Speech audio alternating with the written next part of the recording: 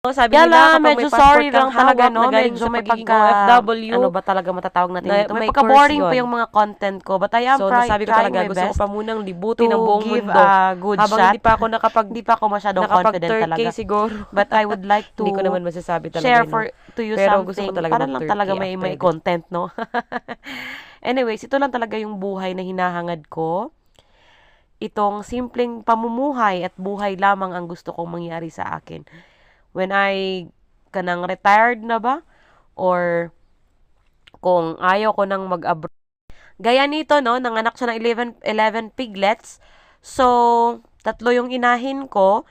Yung isa, nagpatakal na din yung isa. So, kung magwawalay ako sa kanila in 30 days, so, 1 month na rin nabuntis yung pangalawang inahin ko.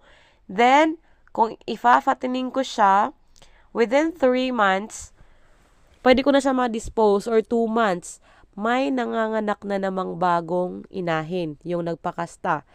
Tapos, yung pangatlong inahin ko naman na ginawa, pitrin yun, siya na naman yung mapataklag. So, habang buntis na naman ulit ito, si Mama Pig number 1, kakapanganak pa ni Mama Pig number 2, and magha-harvest na tayo sa 11 piglets natin na bago, ay na ngayon, na nakikita nyo. So, meaning to say, productive na talaga. Nagiging productive na ang ating buong taon, mga mami. Habang nag-aano na naman, nagdi-dispose na naman tayo, may nanganganak, at may magpapabuntis na namang bago.